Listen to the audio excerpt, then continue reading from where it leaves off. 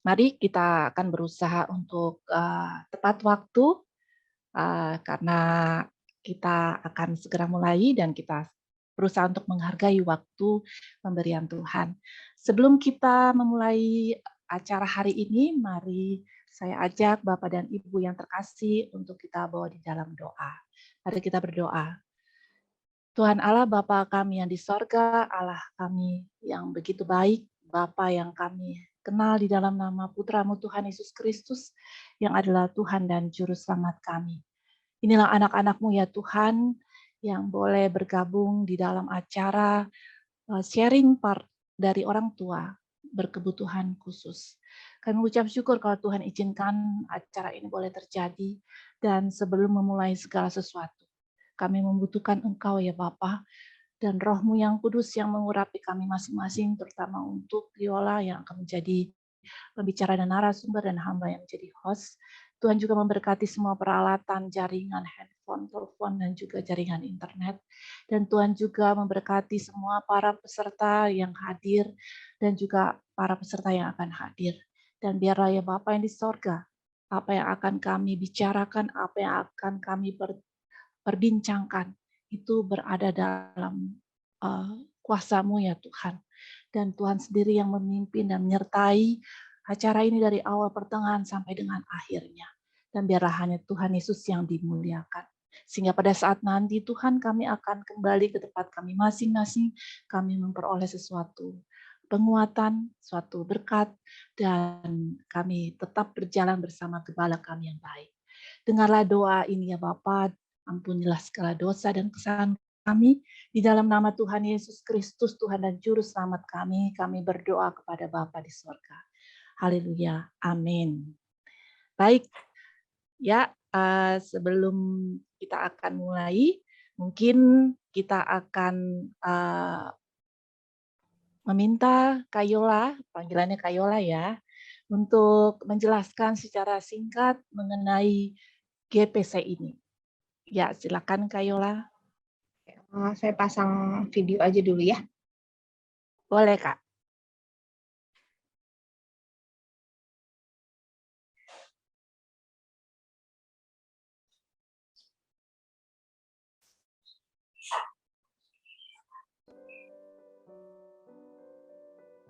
Di sejarah dunia.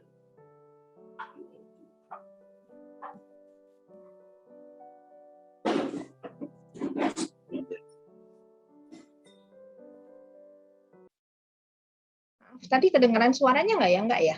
Kedengeran. Oh, kedengaran. Oh, sorry. Iya. Ulang. Kayola mungkin buka mute-nya untuk menjelaskan.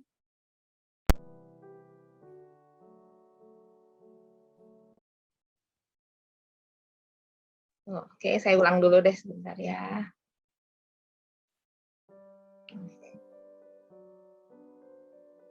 GPC adalah komunitas untuk orang tua anak berkebutuhan khusus. Ini adalah visi, misi, dan nilai dari komunitas kami. Ini adalah kegiatan kami, jadi ada yang tertera seperti ini. Ada fellowship setiap hari Jumat di minggu pertama dan ketiga. Lalu ada WhatsApp grupnya juga, jadi kami bisa saling support, saling memberi informasi. Dan ada yang sifatnya webinar dan workshop, supaya bisa belajar juga, nambah ilmu. Juga ada counselingnya. Kami punya counseling service dengan perjanjian tentunya tiap hari Selasa. Intinya mendukung dan saling menopang dalam menanggung beban. Begitu kira-kira Kak Linda. Baik, terima kasih Kak Yola untuk penjelasannya. Berarti luar biasa GPC ini ada untuk bersama-sama mendukung semua orang tua dengan anak berkebutuhan khusus. Juga ada beberapa partisipan ya, Kak Yola ya. Iya, betul. Beberapa partisipan yang mungkin tidak secara langsung anaknya yang berkebutuhan khusus, tetapi juga sanak saudara, keluarga, bahkan cucu yang berkebutuhan khusus. Iya, Begitu ya, Kak Yola ya. Betul. Baik, acara kita pada hari ini, izinkan saya share. Acara kita pada hari ini adalah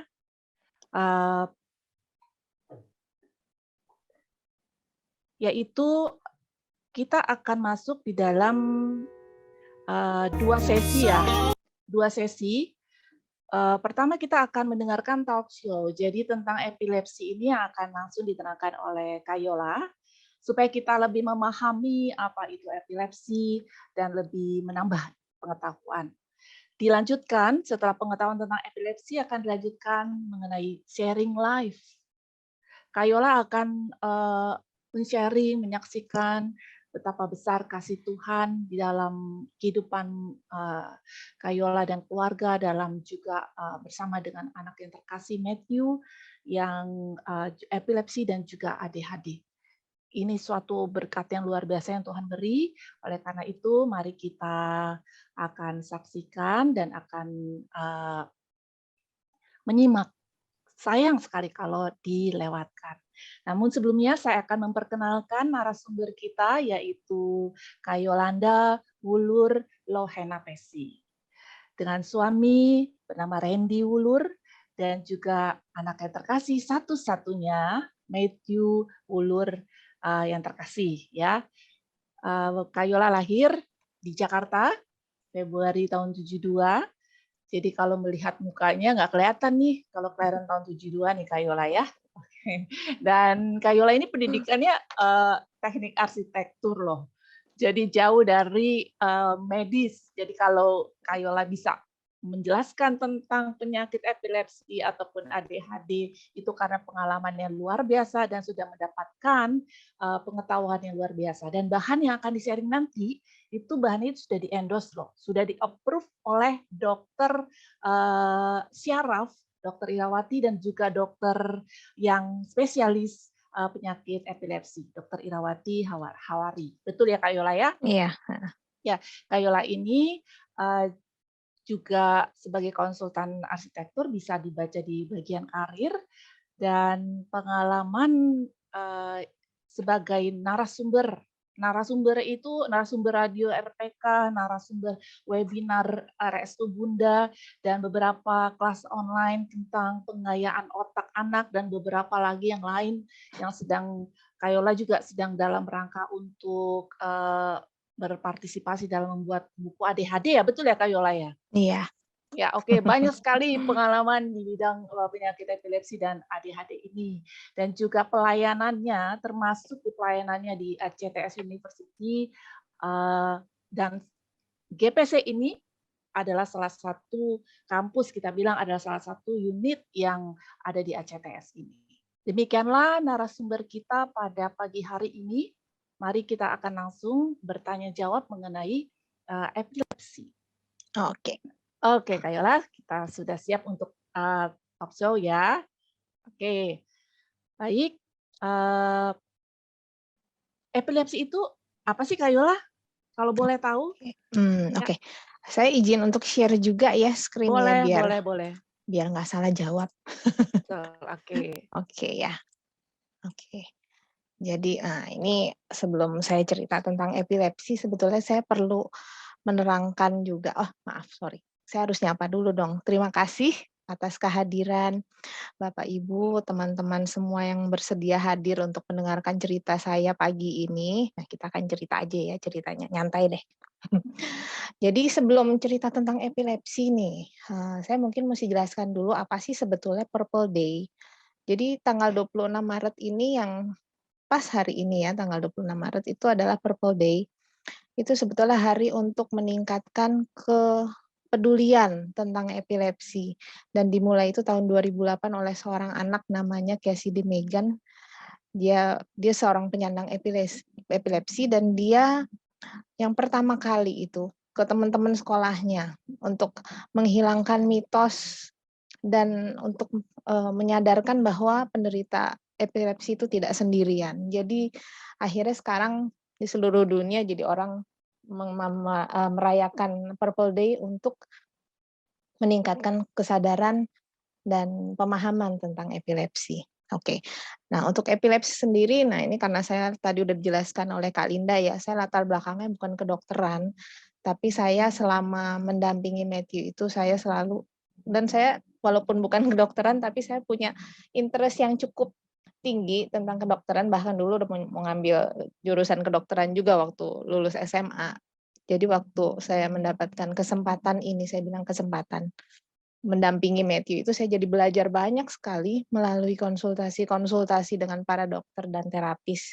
Dan untuk materi kita pagi ini, epilepsi ini, saya juga sudah membuat sedikit aja sih, nggak banyak-banyak, dan sudah dibaca dan disetujui oleh dokter spesialis syaraf yang mendampingi Matthew itu Dokter Irawati Hawari. Jadi saya cerita berdasarkan pengalaman dan berdasarkan informasi yang sudah disetujui oleh dokter. Oke, tadi Kak Linda nanyakan apa sih sebetulnya epilepsi? Secara singkat sebetulnya epilepsi itu adalah suatu penyakit berupa gangguan fungsi otak interupsi sebetulnya. Jadi cuma serangan sekejap yang terjadi tidak dapat diprediksi dan berulang. Gangguannya itu berupa serangan epileptik, disebut serangan epileptik, yaitu gangguan listrik yang abnormal, tiba-tiba tinggi, berlebihan, tiba-tiba gitu ya. Dan ini bisa terjadi di bagian otak mana aja. Jadi kalau kita lihat berdasarkan kelompoknya itu ya, bisa dari lokasinya, terus apakah selama serangan itu ada kesadaran yang terganggu atau tidak, dan apakah ada gerakan yang terlihat atau tidak. Nah, frekuensinya itu bisa dari yang sehari berapa kali, kayak anak saya, bisa mungkin seminggu sekali, bisa berapa bulan sekali, berbeda-beda. Tiap orang itu berbeda-beda. Dan ini mungkin cuma untuk mendapatkan gambaran sedikit ya, yang tadi disebut aliran listrik abnormal itu tuh di gambar sebelah kanan atas nih kalau kita lihat ya, itu ada di bagian bawahnya itu ada listrik yang normal tuh kayak gitu. Kalau otak normal tuh sebetulnya listriknya kayak gitu tuh, rata aja ya. Nah, kalau yang di bagian atas tuh yang ada tiba-tiba listriknya tinggi-tinggi, ada spike-nya gitu ya. Nah, itu gelombang epilepsi itu. Nah, jadi kalau yang digambarkan ini sebetulnya epilepsi yang terjadi pada salah satu bagian otak. Jadi kalau otak kan ada kanan kiri ya. Nah, yang di sini hanya satu bagian aja dan mempengaruhi satu bagian juga. Nah, untuk bagian ini pun juga ada yang kesadarannya terganggu, ada yang enggak. Dan ada yang bisa terlihat, ada gerakan dan ada yang tidak terlihat. Nah, ada juga yang mempengaruhi kedua belah otak kanan kiri seperti yang dilihat di grafik kanan kiri ini ya, itu mempengaruhi kedua bagian otak. Ada juga yang tidak diketahui sebetulnya sumbernya sebelah mana, ada yang tidak terkualifikasi. Nah, efeknya apa dari hal-hal ini ya? Kalau kita lihat itu kan otak itu kan pusat segala sesuatu ya. Maksudnya kita bisa menggerakkan tangan itu kan yang merintah dari otak. Kita bisa ngelihat ke kanan, melihat ke kiri, bisa bicara itu semuanya perintahnya dari otak. Jadi pada saat terjadi listrik yang abnormal tadi, tergantung bagian otak mana yang terkena, itulah yang mempengaruhi serangan epilepsinya. Jadi kalau di sini yang contohnya adalah motor onset ini adalah serangan epilepsi yang bisa terlihat. Kalau kita lihat paling kanan bawah tulisannya tonik-klonik itulah jenis yang paling umum. Orang-orang biasanya taunya ini nih. Serangan epilepsi itu yang ini nih, yang kaku-kaku itu loh, yang kejang jatuh terus mulutnya mungkin keluar busa. Nah, itu namanya tonik-klonik. Tapi ada banyak lagi sebetulnya yang lainnya tergantung bagian kenanya itu bagian otak mana. Kalau contohnya yang lain ada yang sebelah kiri kita lihat namanya atonik. Nah, itu malah kebalikannya. Tiba-tiba kayak seperti nggak ada kekuatan otot. Nah, itu kalau anak saya yang ini nih, tiba-tiba kepalanya jatuh, brak aja gitu. Kayak gini. Ada yang terus masih bisa bergerak nih, automatism ya.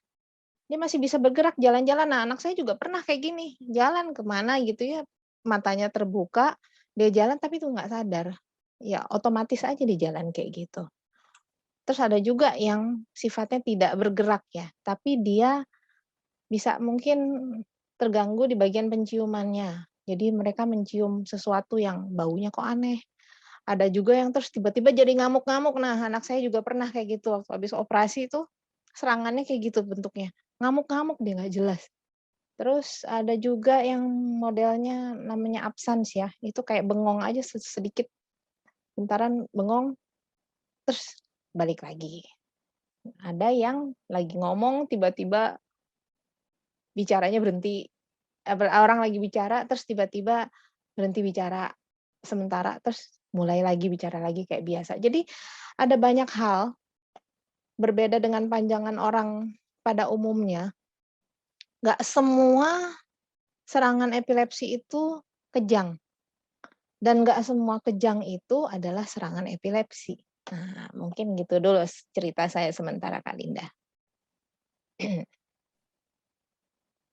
Baik, terima kasih Kak Yola, menarik banget ya, karena pandangan saya pribadi nih ya Kak Yola ya, Mhm, teman saya soalnya yang mengalami epilepsi ini, tadi yang disebutkan Kak Yola.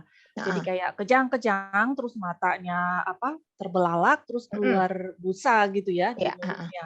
heeh, Dan memang, ternyata epilepsi ini lebih luas ya, iya, gejalanya atau apa yang ditunjukkan oleh penderitanya. mhm. Ya, kalau boleh tahu Kak Yola, untuk satu penderita epilepsi ini bisa mengalami semua, simptoms nggak, gejalanya atau, yang terlihat nggak? Atau hanya satu kadang-kadang? Biasanya sih awalnya cuma satu. Nah, tapi ini lagi nih masalahnya, Baik. kadang-kadang itu orang kan apalagi kalau yang orang nggak ngerti ya, terus Mhm. dibiarkan.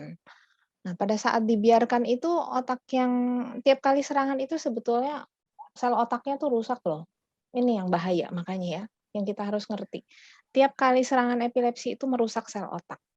Jadi kalau tidak Mmm. cepat ditangani, tidak cepat dibawa ke dokter untuk dikendalikan epilepsinya, itu otaknya akan makin rusak. Jadi mungkin awalnya sumber sumber serangannya ada di sebelah, misalnya sebelah samping kiri. Tapi karena dibiarkan akhirnya dia bisa nambah tuh sumbernya ke Menyebar? mana-mana, bisa, heeh, itu Oh, bisa. I see. Jadi itu bahaya banget, dan Mmm. padahal tuh kalau cepat-cepat ditangani itu sebetulnya bisa dikendalikan dengan obat. Nah, itu Mmm. orang-orang cuma suka nggak ngerti ya, cuma mikirnya epilepsi itu kejang, padahal bukan cuma kejang loh, itu banyak sekali, Oh, gitu, Kak. berarti itu adalah dampak, yang diderita ya, dampak jangka, pendek atau jangka panjang yang bisa diderita oleh penderita epilepsi yang tidak, diketahui atau, tidak langsung untuk ditindak ya, atau Betul. dibawa ke Nah, dokter. ada satu lagi nih yang orang mungkin nggak ngerti, yang Mhm. namanya epilepsi itu penyakit kronis. Jadi maksudnya beda ya dengan orang sakit kepala. Orang sakit kepala Mhm. tinggal cari parasetamol, minum, Yes. selesai urusan. Pilek nih, pilek, cari obat Mhm. pilek, selesai, enggak. Epilepsi itu sifatnya jangka panjang. Jadi Mmm. memang harus ditangani dengan jangka panjang otomatis ya, nggak bisa, cepet sembuh, bukan gitu caranya. Oh, nggak bisa langsung dokter, langsung minum obat, langsung sembuh, nggak Selesai, bisa ya? nggak Nggak, bisa. oke. Oke, luar biasa ya penjelasannya Kak Yola ini. Paling nggak saya mendapatkan lah ya beberapa pengetahuan yang khusus. Kalau boleh tahu Kak Yola, sebenarnya itu Mhm, dari mana sih epilepsi itu? Apakah penyakit yang, tiba-tiba atau memang dari kandungan? Apa gitu loh penyebabnya? Wah, ini oke. langsung ada jawabannya Kak Nah, Yola ya. iya, biar nggak Oke. salah ngomong kan, Oke, siap. contekan buat saya juga. Jadi epilepsi itu sebetulnya ada beberapa penyebab. Yang Yes. pertama, nah itu tadi bilang tapi, umumnya tidak diketahui tapi ada beberapa dugaan. Mhm. Penyebab pertama dugaannya adalah kelainan genetik. Ya ini memang Mhm. ada mungkin kelainan kromosom. Dan yang kedua, nah ini yang mungkin orang suka nggak ngeh nih, ada Mhm. kelainan struktural atau metabolik yang disebabkan gara-gara apa? Contohnya, orang kena stroke, Mhm. bisa jadi epilepsi. Atau orang yang kecelakaan, nah saya punya ada temen tuh, Mhm. dia, sering jatuh katanya, ternyata terus waktu zaman masih sekolah dulu, ini sekarang udah bapak-bapak ya, zaman sekolah dulu itu sering berantem. Nah itu kan Oh. kena trauma kepala ya berarti ya. Terus ada juga yang karena infeksi mungkin, penyakit yang meningitis itu ya, Mhm. kena di otak, infeksi, atau juga ada kelainan struktur otak, mungkin memang apa namanya, pembentukan otaknya yang tidak sempurna, ada tumor atau cerebral palsy. Nah, semua Sebentar. itu yang Ntar Kak Yola kayaknya ada feedback ya Kak? Ada yang satu orang pakai dua link, jadi nggak boleh, harus satu aja. Oh oke. Siap. Silakan Ya. Kak, udah enggak? Oke, kita lanjutkan ya. Jadi ada yang karena kelainan tadi ya, kelainan struktur, ada tumor segala macamnya itu yang menyebabkan bisa mengalami epilepsi juga, dan ada juga penyebab yang tidak diketahui. Nah, tapi intinya adalah dari beberapa hal ini ya, kita tahu bahwa epilepsi itu bisa terjadi pada semua golongan usia. Bukan cuma anak-anak yang kecil aja, bukan hanya mungkin anak-anak usia remaja, enggak. Jadi sampai dewasa pun masih bisa ada kemungkinan terkena epilepsi. Jadi ini yang mungkin orang-orang nggak ngerti ya. Ini juga mesti diketahui bahwa begitu ada stroke atau trauma infeksi atau apa segala macam trauma tadi itu ya, begitu dia kena epilepsi, nah itu juga tetap harus dikendalikan juga, kalau enggak nanti makin rusak. Cuma memang yang paling berbahaya itu kalau terkena pada saat anak masih berusia sangat muda ya, anak-anak yang kecil, balita itu. Kenapa? Karena jika tidak cepat ditangani, bisa merusak otaknya itu karena mereka dalam masa pertumbuhan kan. Nah, itu sangat sangat berbahaya karena bisa mengakibatkan kemunduran, apa namanya, menurunkan intelektualnya juga. Bisa jadi, apa namanya tuh, mental retardation ya. Nah, itu tuh bahaya banget. Jadi benar-benar harus segera ditangani. Gitu, Kak Linda. Baik Kak Yola, menarik banget ya. Tadi saya sempat lihat bahwa ada juga yang bisa tanpa sadar dia berjalan sendiri, Betul. nggak tahu tujuannya, dan tanpa sadar juga berbicara sendiri. Itu Iya, bisa salah persepsi ya dari keluarga, dipikir, iya, wah ini udah terganggu kejiwaannya ya Kak Yola ya. iya benar. Nah, Apa ada yang seperti itu Kak Yola? itu banyak gitu memang. Nah, itu juga dari pengalaman saya ya, kebetulan cerita dari dokter saya, dan itu suaminya psikiater. Dia bercerita, banyak keluarga yang pertama karena malu gitu ya. Terus kedua karena salah kaprah tadi tuh, dipikirnya, wah ini kayaknya kemasukan roh apaan, atau malah wah ini kayaknya gila nih gitu kan ya. Akhirnya anaknya malah dikurung. Bukannya diobati, malah dikurung. Akhirnya apa, makin lama otaknya makin rusak dan akhirnya malah masuk rumah sakit jiwa. Sedih sekali kan, padahal itu adalah penyakit yang mestinya bisa ditangani, gitu. Jadi memang ada kasusnya, Kak Linda. Oh oke, thank you ya Kak Yola, Mhm, ini nambah pengetahuan buat kita. iya. Oh, Boleh kalau saya ya, bertanya? boleh, Jadi boleh, boleh. Silakan Pendeta Indian. saya itu sering melihat masyarakat, terutama di sekitar saya ini, Mhm, menganggap penyakit ini menakutkan. Jadi saya mau iya. mendidik mereka untuk jangan seperti itu. Tiba-tiba murid saya jatuh, Nah kejang-kejang dan berbusa-busa. Tiba-tiba nah semua menghindar. Semua nah, langsung takut ketularan. Saya berkata, bagaimana bisa betul kamu ketularan? Tolong dia. Jangan semua lari. Kalau semua masyarakat seperti ini, berarti tidak ada kasih. Kan begitu. betul, iya betul. Jadi saya pun harus mendidik atau menginformasikan kepada siapa yang bisa saya temui untuk jangan tabu, jangan merasa jijik atau merasa itu penyakit AIDS atau apa. Mereka takut katanya kalau berbusa-busa katanya nanti menular. Cepat-cepat menghindar, cepat-cepat menghindar. Kalau semua masyarakat berpikiran seperti itu, alangkah sedihnya. Ini kan namanya orang nggak bisa tebak di mana dia kapan-kapan kumat kan begitu. Jadi Betul, benar-benar. pernah terjadi sekali di Indomaret, kebetulan ruko saya dekat Indomaret ya, Rumah Pintar. Iya. Pas kebetulan saya ada di situ. Ada satu anak kejang-kejang tuh di depan kasir, lalu mulut berbusa. Iya, iya. Lalu semua menghindar, lalu semua memberi pendapatnya. Saya berkata, yang baik adalah kita tolong Iya. dan kita pel yang bekas dia punya busa. Jangan lalu kita lari semua, bisa mati anak itu, nggak ada yang tolong. Nah, beginilah makanya Ibu Yola perlu juga diinformasikan bahwa penyakit ini bukan penyakit menular. Betul. Supaya jelas. Iya, betul. Jangan takut masyarakat. Betul. Bantulah.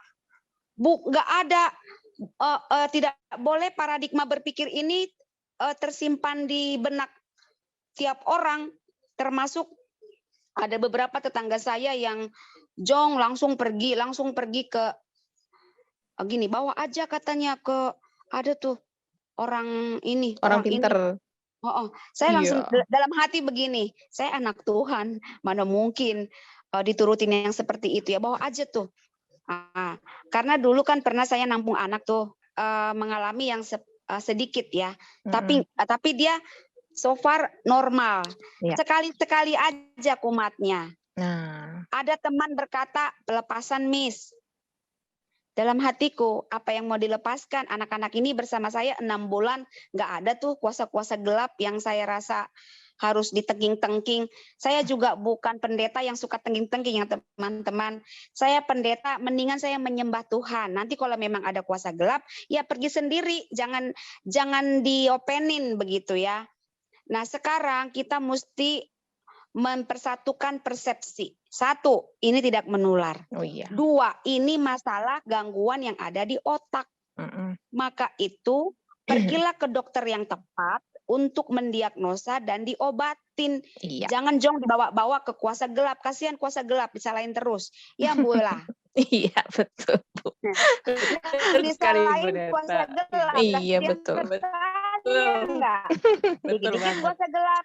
Dikit-dikit 4, 5, 5, 6 turunan, kasihan dong opung-opungnya diganggu-ganggu. Opung-opungnya. Karena banyak juga yang berpendapat begitu teman-teman, bapak-bapak, Iya. ibu-ibu, Bu Yola. Iya, Jadi betul. kita mesti meluruskan. Nah itu ya dari saya ya, ini Iya, dari pandangan pendeta nih. Iya. Karena saya banyak melihat kemiringan-kemiringan pendapat di masyarakat dari dulu begitu. Hari ini kan kita terang benderang, ini penyakit di bagian otak yang something yang tadi dikatakan Ibu Yola. Harus diterapi dengan baik dan benar kan. Betul. Itu aja Bu. Iya. Terima kasih banyak Ibu Pendeta Indiana pencerahannya. Terima kasih untuk masukannya, dan karena itu memang sudah common ya, sudah pada umumnya karena pengetahuan yang kurang ya Kak Yola ya. Dan Bu Pendeta jadi akhirnya salah persepsi, salah bawa, dan akhirnya seperti kata Kak Yola tadi malah bukannya semakin baik tetapi semakin rusak otaknya, semakin menyebar ya. Baik, oke. Ada lagi ya Kak Yola, saya mau bertanya nih, kalau untuk epilepsi ini ya menurut medis, apakah bisa disembuhkan secara total ataukah tidak bisa tapi ada penanganan yang lebih efektif? Oke. Sebetulnya 70% ya, sebagian besar penderita epilepsi itu epilepsinya bisa dikendalikan sama obat. Hanya 30% yang memang perlu pengobatan atau cara lain, alternatif lain ya. Tapi memang untuk menentukan obatnya sendiri ini yang penting. Bantuan dari keluarga ini nanti saya mungkin jelaskan lagi ya. Karena tiap orang itu beda-beda. Jadi bukannya yang kayak orang sakit kepala, semua orang sakit kepala minum paracetamol bisa hilang. Nah, kalau epilepsi itu bukan kayak gitu. Tiap orang punya bentuk serangan yang beda. Lokasi serangannya di sebelah mana beda.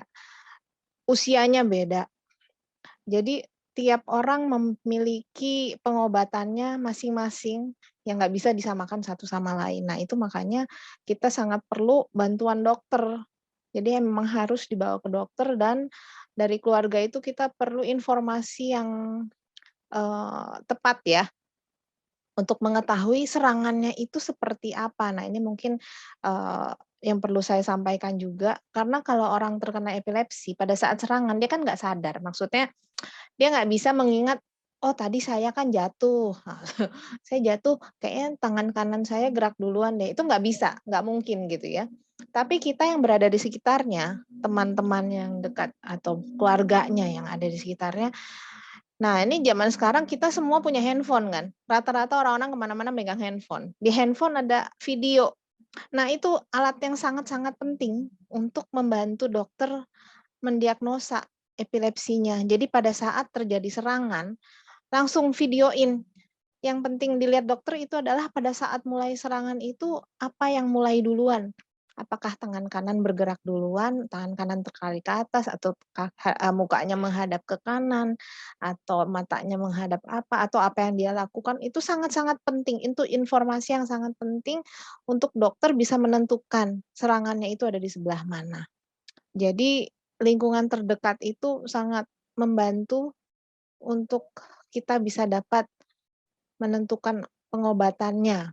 Nah, dan tadi saya bilang 70% itu sebetulnya bisa dikendalikan oleh 1 atau 2 obat aja kok. Cuma 30% yang memang perlu cara lain. Jadi Pendeta Idiana dan juga Bapak Ibu, untuk epilepsi itu tujuannya ke dokter epilepsi syaraf. Betul ya Kak Yola ya? Syaraf, spesialis syaraf aja. Syaraf. Mhm. Spesialis syaraf juga sudah Mhm. bisa ya Kak, Mhm. karena ada beberapa pengobatan melihat dari syaraf otaknya. Mhm. Baik, Kak Yola ada pertanyaan nih. Apakah serangan epilepsi selalu kelihatan? Tadi jawabannya sih ada yang kelihatan, ada yang enggak ya. Iya, Karena ada saya yang udah enggak. bisa jawab nih, karena Mhm tadi sudah mhm dikatakan. mhm. Apakah ada serangan epilepsi yang tidak kelihatan? Mungkin bisa di-share lagi Kak Yola, Balik lagi yang tadi ya. bisa balik Mhm. lagi ya. Oke, thank you Bu Nancy. Yang tidak kelihatan ya. Nah, ini kalau ada yang nggak kelihatan tuh ini, dia biasanya bisa nyium bau. Nah, itu kan nggak kelihatan, yang tahu dia. Mencium bau atau melihat sesuatu juga bisa. Dia kayak melihat, kayak ada, nah anak saya juga pernah waktu itu ya, nggak cocok obatnya. Nah, dia tuh kayak halusinasi tuh beneran, ketakutan melihat sesuatu, jadi paranoid. Nah, itu bisa tuh. Atau yang memang dia tadi yang terganggu di bagian autonomik ya, ini jadi pengaruhnya ke sistem syaraf yang sifatnya udah otomatik. Jadi bisa aja dia merasakan sakit perut tiba-tiba, nah itu juga bisa. Ada terus yang tadi penurunan fungsi kognitif ya, tiba-tiba dia jadi nggak bisa melakukan sesuatu yang biasanya bisa dia lakukan. Tapi ya ini ya tadi saya bilang, yang namanya serangan epilepsi itu sifatnya hanya sementara. Jadi bukannya terus-terusan berjam-jam, enggak, ini paling cuma hitungannya detik aja biasanya, gitu loh. Jadi, hal-hal yang kayak gini mungkin hanya berapa detik, terus ya udah balik lagi normal. Atau juga kalaupun nggak balik normal biasanya butuh beberapa waktu untuk istilahnya balik lagi balik lagi gitu ya. Mungkin kadang-kadang ada perlu perlu waktu Iya, sejenak, tapi bukannya betul. terus-terusan Oke. jadi nggak bisa gitu, enggak. Cuma terganggu sementara gitu. Kalau Iya. yang suka lihat api, lihat air dia langsung jatuh itu yang mana nih? Jenis mana? Nah, itu saya nggak ngerti tuh, bisa ngelihat api, lihat air Coba dicari tahu. terjatuh. Dia makanya mesti dijagain terus. Pokoknya kalau dia ngelihat genangan air, dia langsung nyemplung ke situ. Lihat kolam, dia langsung nyemplung. Itu kan bahaya. Oh iya, memang Bisa bahaya kalau memang menyerang nyawa begitu. kan? Tapi Coba memang enggak ada tadi biasanya saya lihat. enggak, karena biasanya memang serangan epilepsi ini memang ada beberapa pemicunya, Bu. Pemicunya itu biasanya sebetulnya lebih ke arah gangguan, elektrolit misalnya ya. Jadi kalau kita kehausan, kepanasan, atau kita kelaparan, kecapean, atau stres. Nah, itu sebetulnya pemicu-pemicunya tuh itu. Atau misalnya pada saat anak itu lagi sakit, demam. Nah, itu biasanya suka kena juga. Tapi kalau yang, tadi melihat air dia nyemplung segala macam, nah itu mungkin saya coba tanya ya ke dokter syarafnya, soalnya saya kayaknya belum pernah deh ngelihat yang Karena kayak banyakan gitu. di masyarakat itu yang ngetren, Bu. Katanya, apa memang? Katanya. Jadi saya Iya. masih penasaran nih, ya kan? Oke. Kalau yang saya tahu Heeh. pemicu itu salah satunya memang ada yang namanya foto ini ya, apa sih yang kalau kayak kita ngelihat main di time zone gitu kan suka dibilang yang punya epilepsi nggak boleh ikutan. Nah, karena memang beneran itu bisa memicu sinarnya itu ya. Itu bisa Oh, I memicu. see. Tapi kalau ngelihat air, ngelihat api, nah itu saya nggak yakin sih, Oke. mungkin nanti akan saya coba tanyakan apakah Iya, memang itu karena hanya mitos ya? kebanyakan orang-orang selalu menjaga anak itu katanya, jagain ya, jangan sampai dia kecemplung ke air, ke got atau ke api begitu. Jadi memang betul-betul mesti itu yang mereka takutkan. Nah, Anak-anak kan maunya kan dianggap normal, mungkin ya lebih ke kan? arah gini, Bu, mungkin lebih ke arah gini, karena memang anak-anak ini kan nggak boleh dibiarkan sendiri. Jadi maksudnya anak-anak yang punya epilepsi itu nggak boleh berenang sendirian. Bukannya nggak boleh berenang, karena anak saya juga tetap berenang, tapi saya selalu bilang ke guru yang ngajar, ataupun minimal saya, nggak pernah lepas mata saya dari dia. tiap kali berenang tuh saya akan ngeliatin gitu loh, nggak boleh berenang sendirian. Tapi bukan berarti dia nggak boleh berenang, boleh. Asal kita tahu aja gitu loh, dia punya kondisi seperti itu. Gitu, Bu. Oke, terima kasih Mhm. Bu Indiana, Ya. terima kasih untuk Ibu Nancy, nggak apa-apa Bu Nancy, kalau Ibu Nancy nggak nanya juga, Bu Yolanda nggak detail nih menjelaskan, nggak apa-apa ya, Iya. thank you. Kalau saya bisa simpulkan untuk penyakit-penyakit yang kelihatannya ada gejala-gejala seperti epilepsi, kemungkinan juga bukan epilepsi, tadi seperti Pendeta India dan juga bertanya ya Kak Yola ya. Iya. Jadi mungkin langsung bisa menyarankan kepada datang ke dokter, paling nggak dokter Heeh. syaraf dulu, nanti akan Iya. diteliti lebih lanjut. Dan Mhm. jangan ada pembiaran, seperti Betul. tadi sudah disampaikan oleh Kak Yola. Kak Yola, ada hal lagi yang mau disampaikan? Untuk Mmm, peran keluarga mungkin? iya. Nah, ini mungkin ini satu lagi yang saya bilang, banyak kan orang tuh karena tadi malu, akhirnya nggak mau mendatangi dokter. Padahal itu adalah penyakit yang tadi saya bilang, yaitu bisa mengganggu pada jangka panjangnya, itu bisa merusak otaknya, merusak bisa jadi secara kehidupan sosialnya juga akhirnya terganggu ya. Kehidupannya secara umum juga bisa terganggu. Jadi itu amat sangat perlu ditangani secepatnya. Itu penting banget. Nah, untuk peran keluarga yang tadi saya bilang, untuk menentukan diagnosa itu sangat-sangat perlu informasi dari orang terdekat. Karena yang penyandang epilepsi sendiri kan nggak mungkin memberi informasi karena dia sendiri yang mengalami serangan, jadi nggak akan bisa tahu. Jadi peran keluarga itu yang paling penting pertama adalah untuk menentukan, untuk merekam deh pada saat serangan itu bagaimana, itu kita jadi harus cepet-cepet videoin dan kita juga memberi informasi apa yang terjadi berdasarkan pengamatan kita ke dokter. Itu supaya dapat obat yang tepat, dengan obat yang tepat, dengan dosis yang tepat, minumnya juga tertib, itu bisa dikendalikan, aman deh, pasti bisa. Dan yang kedua, ya tadi di diingatkan juga sama Ibu Pendeta Indiana, epilepsi itu memang perlu, perhatian dari keluarga dan lingkungan sekitar, karena bisa terjadi kapan saja. Jadi memang kita sendiri juga harus membantu mereka supaya aman, buat amannya sih gitu loh. Karena takutnya kalau mereka sendiri nanti dia jatuh, jatuhnya kemana kan bahaya. Ya itu yang istilahnya kenapa pentingnya perhatian dan bantuan dari lingkungan sekitar itu adalah supaya, lebih aman buat penyandang epilepsinya. Mungkin itu ya. Baik, terima kasih Kak Yola untuk paparannya mengenai epilepsi. Dan ada satu sesi lagi, nggak panjang kok. Jadi saya sih berharap Bapak dan Ibu untuk tetap stay, di mana ini kita mau melihat Kak Yola punya seorang anak yang tercinta, satu-satunya adalah Matthew yang juga penderita epilepsi, dan Kak Yola mau sharingkan mengenai bagaimana dia berjalan melewati lembah dan melewati suka dan duka bersama Tuhan yang adalah gembala yang baik. Makanya di flyer ada tulisannya Mazmur 23 ya Kak Yola ya. Tapi sebelumnya saya mau kasih pengumuman dulu bahwa Minggu tanggal 1 April ya Kak Yola ya, hari Jumat, kembali hari Jumat di GPC akan ada Parents Talks dan Fellowship Part 2. Sunergeo yang sakit, yang menyembuhkan, pelayan firman adalah Pendeta Indiana Simalungu STH, pendeta yang tadi. Wah, Pendeta Indiana tuh sangat bersemangat. Jadi jangan lewatkan kesempatan ini, terbuka untuk semua anggota GPC dan juga untuk partisipan yang mau bergabung. Baik, tanpa menunggu lama-lama, kita akan segera masuk dalam sesi yang terakhir, tetapi sesi yang akan menguatkan kita. Dan silakan Kak Yola. Langsung aja nih ya. Silakan Kak. Sebentar saya share lagi nih ceritanya ya. Oke. Oke. Oke. Oke. Nah, ini adalah bagian yang menarik karena ini adalah sebetulnya flashback. Jadi kenapa saya kasih judul Tuhanku Gembalaku, Mazmur 23. Karena kita menjalani kehidupan itu kan jalan ke depan ya. Tapi biasanya kita baru ngerti pada saat kita melihat ke belakang.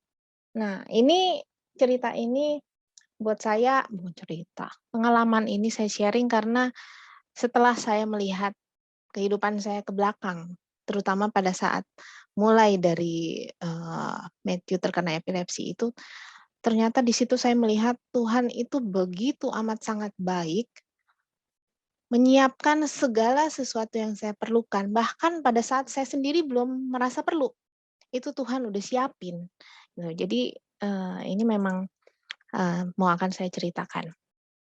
Nah, mungkin ini sedikit flashback ya. Pada awal kita mendapat, diagnosa, anak saya itu dapat diagnosa epilepsi. Biasanya kita kan, apa sih yang kita pikirkan?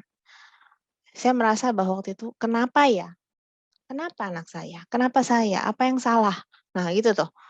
Apa yang salah ya? Apa yang kita lakukan salah sih sebetulnya? Nah, di situ saya dapat satu ayat yang saya pegang, indah sekali ya, Mazmur 139 ayat 14 waktu itu, bahwa Tuhan itu menciptakan kita itu ajaib ya, fearfully and wonderfully made. Nggak ada yang salah. Dan di ayat berikutnya juga dicatat bahwa hari-hari kehidupan kita itu sudah tercatat bahkan sebelum satu pun terjadi. Jadi memang Tuhan sudah menciptakan Matthew, anak saya itu, sesuai dengan apa yang direncanakannya. Jadi memang itu adalah rencana Tuhan. Jadi akhirnya dari pengalaman saya ini nanti akan saya jelaskan betapa memang Mazmur 23 itu adalah hal yang memang saya rasakan terjadi pada keluarga kami. Oke, saya akan mulai cerita tentang Matthew. Oke, Matthew itu sesuai namanya, adalah hadiah dari Tuhan. Matthew itu adalah anak kami satu-satunya yang saya dapat, yang kami peroleh setelah menunggu 7 tahun. Dan selama 7 tahun juga kami diberi kesempatan untuk menikmati anak ini menjadi anak yang normal. Anak yang normal sampai usianya 7 tahun. Nah, pada waktu dia usia 7 tahun itu akhir kelas 1 SD ya, pas Tuhan juga mengizinkan saya yang mendampinginya dia lebih banyak. Saya itu awalnya memang kerja kantoran ya, jadi akhirnya Matthew lebih banyak dijaga oleh mbaknya kalau lagi nggak sekolah. Tapi pada saat mulai gejala epilepsi itu mbak yang harus jaga itu tiba-tiba berhenti. Jadi saya harus mengatur waktu untuk bisa menemani dia di antara waktu kerja, menemani ke sekolah segala macam itu akhirnya saya yang lebih menemani dia, dan pada saat itulah saya melihat gejala-gejala awalnya. Dan di situ kami bawa ke dokter, segera diberitahu bahwa Matthew ini epilepsinya karena malformasi otak. Tadi udah dijelaskan ya, jadi memang karena kelainannya karena perbedaan struktur otaknya, disebut cortical dysplasia menyebabkan epilepsi. Dan kami mulai rutin membawa ke dokter dan minum obat. Matthew mulai minum obat dan semakin lama ya mulai terganggu yang lain-lain sampai akhirnya dia mulai minum juga obat untuk fokus dan mengendalikan emosinya. Nah, setelah 5 tahun berjalan, nah ini ceritanya seru karena epilepsinya itu ternyata model yang kebal obat yang tadi saya bilangnya 30% dari total kasus. Karena dia obatnya banyak. Mungkin kalau Bapak Ibu bisa lihat di sini ya, di foto sebelah kiri itu adalah obatnya dia dalam 1 bulan itu segitu banyak. Ada berapa botol obat itu ya, dan obatnya itu dia nggak suka loh sebetulnya. Tiap kali mau minum tuh dia muntah, pengen muntah, nggak boleh muntah, tapi dia pengen muntah. Dan obat-obat racikannya juga banyak sekali. Itu obat yang harus diminum rutin per 12 jam, nggak boleh telat. Dan akhirnya kami juga membawa ke beberapa dokter, sampai karena memang kita lihat bahwa ini kenapa dia masih kumat ya, masih ada tetap serangan, dan serangannya itu banyak, bahkan bagian sebelum dia dioperasi itu dalam 1 hari bisa lebih dari 10 kali dia mengalami serangan, dan bentuk serangannya itu namanya tadi atonik, mungkin Bapak Ibu ingat, kebalikannya klonik yang kejang-kejang ya. dia bentuknya itu tiba-tiba kepalanya bagian atas itu tidak bisa menahan kepalanya, jadi dia akan terjatuh, gubrak. Nah, kepalanya akan menghantam meja atau apapun yang ada di depannya. Jadi kalau dia lagi makan, ya piring dengan segala macam nasi, ayam, dan segala macamnya itu akan mental berantakan semua. Jadi kalau lihat itu di fotonya yang sebelah kiri itu, kalau Bapak Ibu bisa lihat lebih jelas, itu matanya biru. Habis hantem meja kalau nggak salah, ujung meja waktu itu, kebetulan dia jatuh terkena ujung meja. Dan kadang-kadang saya pakai, ya kita alasin depan mejanya dengan handuk, atau saya pakai yang di leher itu ceritanya buat nahan kepalanya gitu ya. Dan kalau ada satu cerita yang saya ingat banget waktu itu, dia pernah kami makan ke suatu restoran yang ada kuahnya ya, mangkok kuah yang biasanya itu kuahnya itu tetap dipanasin di atas api. Jadi pada saat diambil, yang ditaruh di mangkok itu kuahnya masih panas. Pada saat di restoran itu kena serangan, menghantam mangkok itu, coba Bapak Ibu bayangkan itu, saya cuma merasa sangat bersyukur bahwa air kuahnya itu udah agak lama dituang di mangkok. Jadi airnya itu nggak panas. Coba Bapak Ibu bayangkan kalau misalnya kuah itu baru aja dituang dari atas pancinya itu ya yang panas sih, coba bayangkan itu apa nggak luka bakar ya coba. Jadi saya waktu itu sangat bersyukur walaupun dia akhirnya basah kuyup kayak diguyur sama diguyur sama satu gayung gitu ya.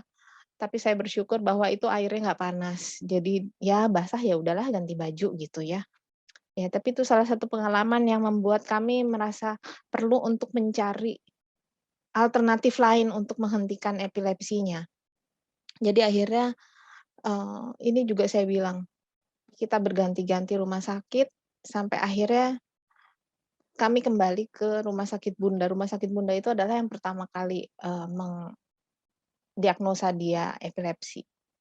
Itu ada caranya, waktu itu saya menyimpan, pada hari pertama saya ke Bunda itu saya menyimpan satu brosur yang saya simpan terus, hingga pada saat saya mencari rumah sakit lagi, itu tiba-tiba brosur itu saya temukan dan membawa saya kembali ke Bunda. Dan pada saat saya kembali ke Bunda, kami dipertemukan dengan seorang profesor ahli bedah syaraf epilepsi yang terkenal. Dan itu kami nggak nyari loh, saya ditawarin. Itu profesor kalau orang konsultasi, itu bisa nunggunya sampai malam. Kami pada waktu itu dapat jadwal hari Sabtu jam 10 pagi. Itu luar biasa banget ya, saya bahkan waktu itu setelah kami dapat jadwalnya itu baru saya browsing, oh ini seseorang banget ya ternyata, dan itu saya nggak nyari, itu istilahnya kayak ya ampun Tuhan ngasih dia untuk mempertemukan dengan kami, untuk Matthew gitu loh, jadi luar biasa sekali. Jadi akhirnya setelah sekian proses itu kami memutuskan bahwa dia akan dioperasi bulan Oktober. Nah inilah operasi ini yang saya bilang masuk ke lembah kekelaman, karena itu ceritanya juga seru lagi nanti ya. Sebelum operasi itu ternyata kalau saya flashback, nah ini kan kita kan ceritakan flashback ke belakang ya. Saya flashback ke belakang itu sebetulnya di awal dari 2017 itu adalah tahun yang berat buat saya. Itu berat sekali, tapi saya melihat sekarang ya, tahun itu saya mulai dipersiapkan Tuhan untuk operasi ini. Jadi memang saya dibuat untuk lebih dekat dengan berbagai cara ya. Itu akhirnya saya mendapatkan banyak support saya juga mendapat support dari teman-teman persekutuan alumni Budut. Dan saya juga mendapatkan support dari saudari rohani saya, Kak Linda. Ini saudari rohani saya yang menguatkan saya waktu itu. Jadi benar-benar segala sesuatu itu udah disiapkan buat Tuhan. Dari Tuhan tuh udah persiapkan buat saya menghadapinya. Jadi selama 3 tahun itu ada banyak hal yang menguatkan saya hingga pada akhirnya pada waktu dia harus dioperasi. Nah ini benar-benar kalau saya mengingat waktu itu tuh luar biasa banget ya. Karena sebelum operasi, H-1, itu kan harus ada pemeriksaannya, pengambilan darah dan lain-lain. Itu hal aneh buat saya. Karena Matthew itu rutin periksa darah dan selama ini nggak pernah masalah. Tapi pada saat waktu dia mau operasi H-1 itu tiba-tiba susah banget ngambil darah. Ditusuknya aja berkali-kali. Begitu dapat hasilnya ternyata jelek. Trombositnya rendah. Trombosit rendah itu Bapak Ibu, kalau dibilangin dokter waktu itu adalah resiko pendarahan. Coba bayangkan, operasi otak dengan resiko pendarahan. Gimana coba? Ya. Jadi akhirnya waktu itu oke, kita akan coba dengan transfusi plasma dulu deh. Dari 3 kantong yang akhirnya berhasil diperoleh waktu itu malam hari, mulai ditransfusikan 2 kantong. Baru 2 kantong masuk, belum selesai 2 kantong. Ternyata matanya bengkak, ada reaksi alergi, jadi harus dihentikan. Tapi pada saat itu, malam itu kami udah berdoa juga dan itu teman-teman dari Persekutuan Doa juga ikut mendoakan kami. Dan saya berdoa waktu itu, saya mendapatkan janji dari Tuhan. Saya bilang itu janji dari Tuhan. Karena saya yakin banget, itu saya rasakan kuat sekali dalam hati saya. Bahwa kesembuhan itu udah ada. Tuhan bilang, ini kesembuhan buat Matthew, silahkan ambil. Jadi saya yakin, sangat yakin bahwa waktu itu operasi harus jalan terus. Akhirnya operasi berjalan dan luar biasanya dengan dukungan teman-teman yang waktu itu ikut menunggu di sana, ikut mendoakan. Banyak juga dari keluarga, banyak sekali orang mendoakan kami waktu itu. Saya sangat bersyukur karena itu adalah hal yang paling penting. Saya waktu itu merasa amat sangat damai. Jadi selama operasi yang berlangsung 8 jam itu, operasi otak yang katanya ada resiko pendarahan itu, saya amat sangat damai. Saya nggak merasa takut, saya nggak merasa khawatir karena saya tahu dia di dalam situ ada Tuhan Yesus yang turun tangan langsung. Saya yakin percaya gitu loh. Dan memang pada saat selesai operasi dibilang bahwa semuanya berjalan lancar. Saya itu benar-benar puji syukur ya, saya yakin banget itu janji Tuhan itu memang nggak main-main. Dan saya yakin, saya imani banget. Jadi itu memang hanya lembah kekelaman, bayangan aja, membuat kita khawatir. Tapi nggak ada bahayanya sebetulnya. Cuma kekelaman doang, mengintimidasi kita supaya takut. Tapi Tuhan Yesus di situ ada bersama dengan saya dan menguatkan saya. Dan akhirnya ini, setelah operasi, gembala saya itu baik sekali. Dia memang sudah menyiapkan semuanya. Jadi tim support untuk Matthew itu udah disiapin semuanya. Bahkan bukan saya yang nyari, itu balik lagi saya ngomongnya. Bukan saya yang nyari-nyari Bapak Ibu. Itu udah dikasih. Saya udah tinggal Ibu saya ada gini-gini, Ibu kira-kira bersedia nggak? Oh iya silakan gitu loh. Ada pakar ini, kita bisa coba ini. Oke silakan. Jadi benar-benar segala sesuatunya itu sudah Tuhan siapkan jauh sebelum saya perlu. Bahkan untuk sekolahnya, ini yang tadi saya bilang ya. Sekolahnya itu dari awal, Bapak Ibu ingat kan ya, dari awal itu dia normal itu sampai umur 7 tahun itu saya nggak ada masalah dengan dia. Saya memilih sekolah itu di dekat rumah karena dekat. Dan saya merasa memang programnya bagus. Tapi ternyata sekolah ini memiliki grup sekolah ya. Jadi ada sekolah yang lebih besar lagi fasilitasnya. Yang ternyata dia perlukan pada saat waktu dia kelas 3. Pada saat di sekolahnya yang sebelumnya itu bilang bahwa Matthew nggak akan sanggup ikut sekolah di sini.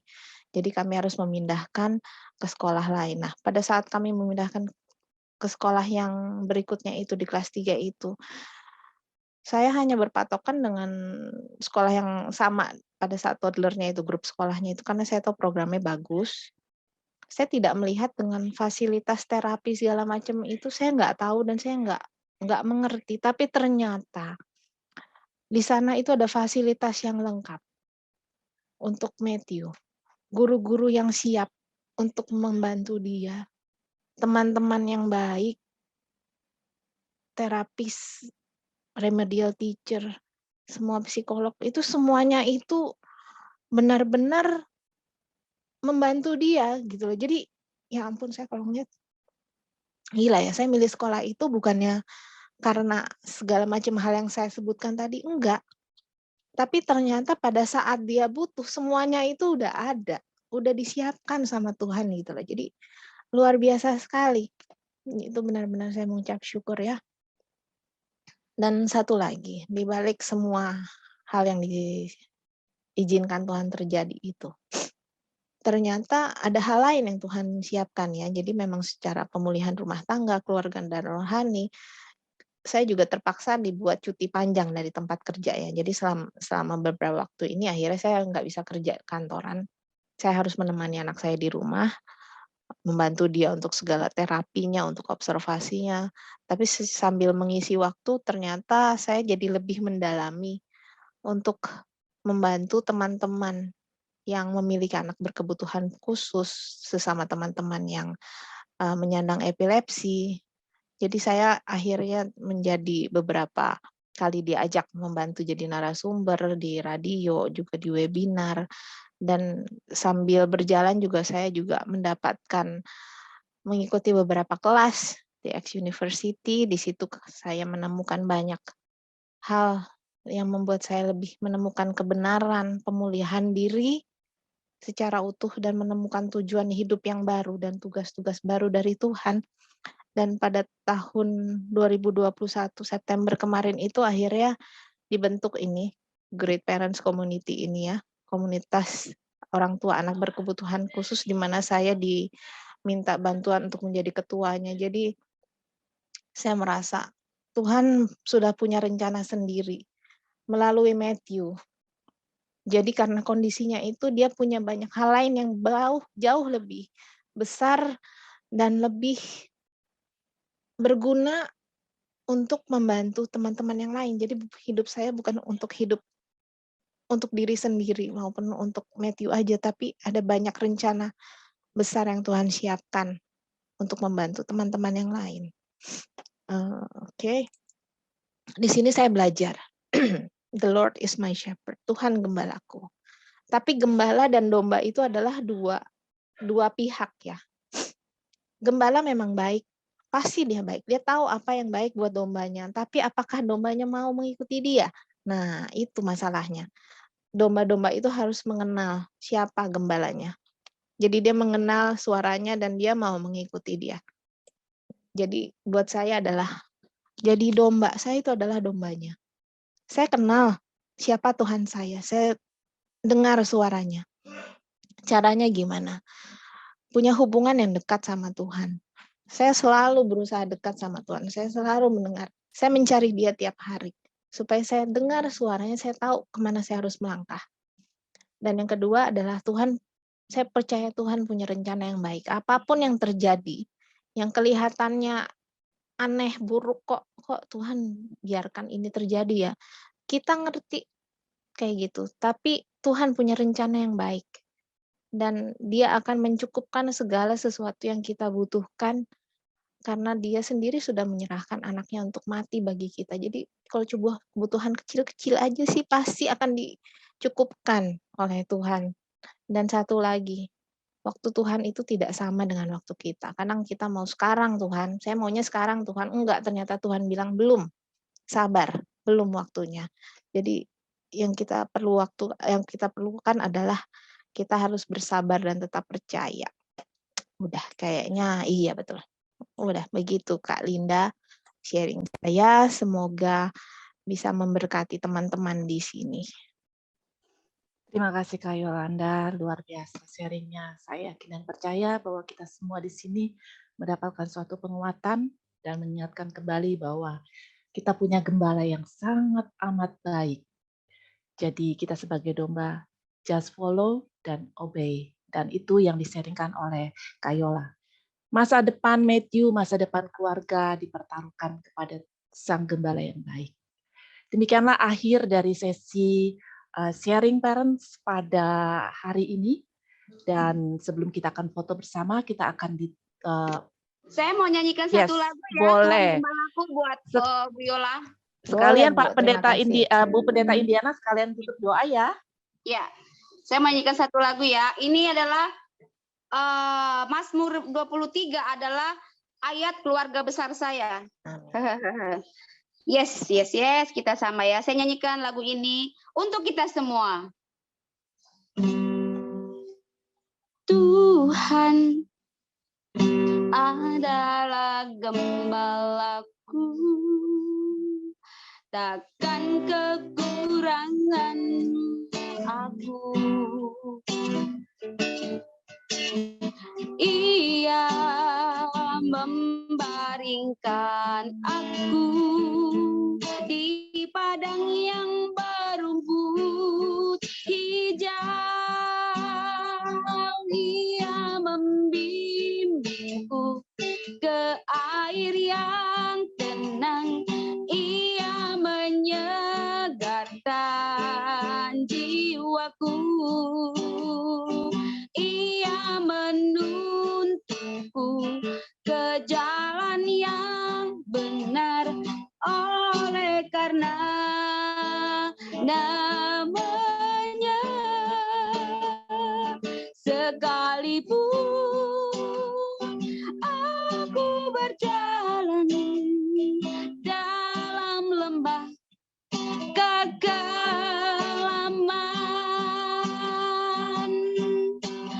aku tidak takut bahaya, sebab Engkau besertaku.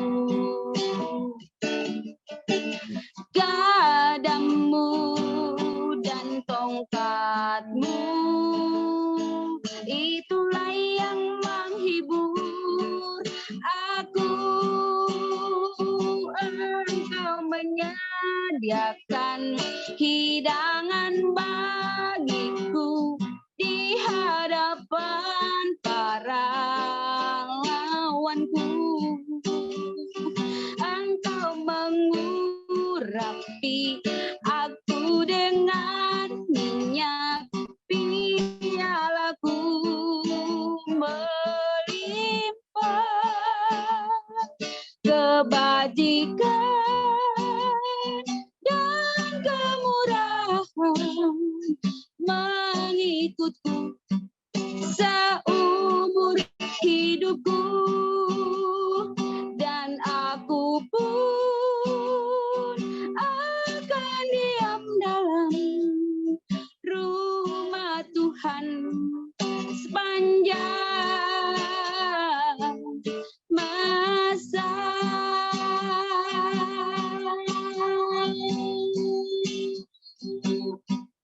Haleluya,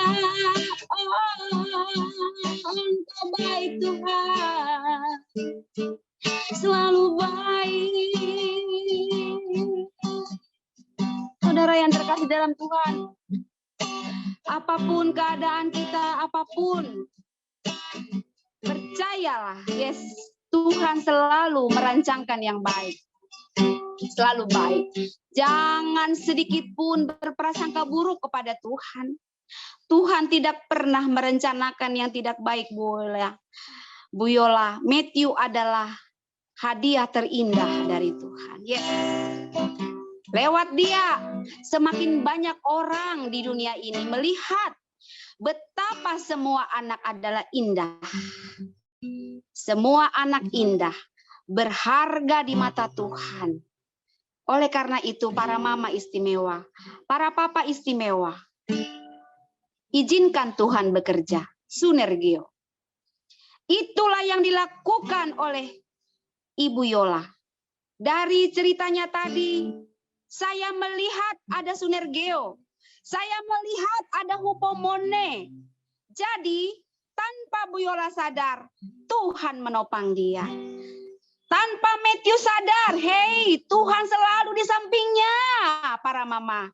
Hey, Tuhan hadir. Memang kita tidak bisa melihat. Di mana Tuhan? Di mana Engkau? Aku tidak melihatmu. Dia terasa. Ketika Ibu Yola merasa tenang, itulah tanda engkau mengalami Tuhan. Engkau telah mengalami Tuhan. Bukan apa kata orang. Yes. Bapa dalam surga, berkatilah semua yang hadir pada sore hari ini. Mereka adalah orang tua istimewa Tuhan. Orang yang sudah Engkau pilih. Kalau Engkau memilih Tuhan, Engkau pasti bertanggung jawab. Pasti Tuhan kuatkan. Pasti Tuhan pertemukan dengan orang-orang yang tepat. Yes. Terima kasih Tuhan. Pertemukan kami semua dengan orang-orang yang menjadi malaikat-malaikat utusan-Mu, Tuhan. Yeay. Jangan biarkan dunia membuat kami lemah, karena dunia selalu ingin kami lemah dan menyerah. Tidak, kami tolak menyerah. Tuhan Yesus, berikanlah kekuatan ini kepada Ibu Yola. Berikan kekuatan kepada yang hadir pada hari ini, walaupun hamba tak bisa menyebutkan namanya satu-satu. Engkau mengenal kami. Bahkan Engkau yang menitipkan anak-anak istimewa itu, dididik oleh kami. Tuhan, kami mohon kepadamu Tuhan. Perkuatlah iman kami, seperti Daud memperteguh imannya ketika dia mengalami tekanan. Teguh Engkau, kuat Engkau. Kuatkan dan teguhkanlah hatimu, arahkan hati kepada Tuhan, karena disitulah kekuatanmu nyata. Bila engkau melihat dunia, melihat ke bawah, engkau menjadi lemah dan tenggelam. Bapa dalam surga, beri kekuatan Tuhan kepada semua mama ini. Yes.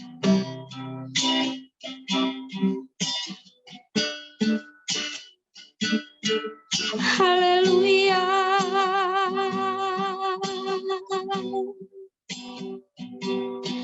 Terima kasih Tuhan. Oh, Engkau baik. Katakan saudara, Engkau baik.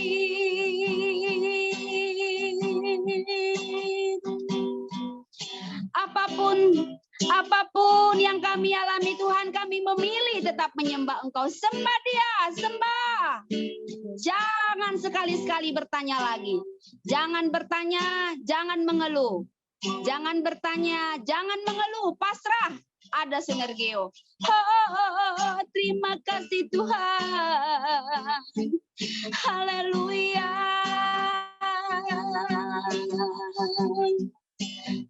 Kami sembah Engkau, kami sembah Engkau. Haleluya. Terima kasih Tuhan, terima kasih Tuhan. Diberkatilah semua yang hadir pada sore hari ini Tuhan.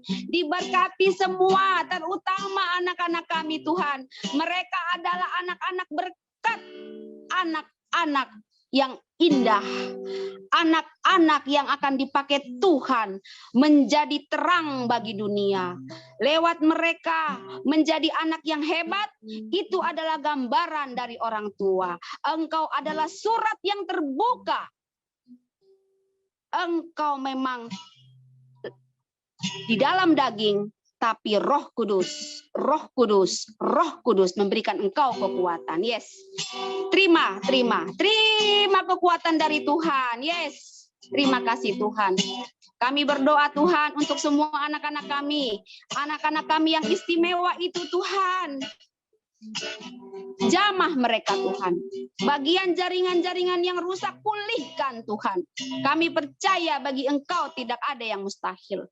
Kami percaya Tuhan Yesus, Engkau akan memberikan kekuatan, Engkau akan memperlengkapi, Engkau akan mencukupkan, Engkau akan memberikan topang kekuatan kepada kami semua. Haleluya, haleluya. Tak lupa kami berdoa Tuhan, jadikanlah GPC ini Tuhan menjadi alat kerajaan-Mu Tuhan, memperluas kerajaan-Mu di muka bumi ini Tuhan. Walaupun kami hanya bertemu di dalam Zoom, namun Tuhan akan kirimkan orang-orang untuk menonton rekamannya sehingga banyak jiwa dikuatkan. Haleluya, haleluya.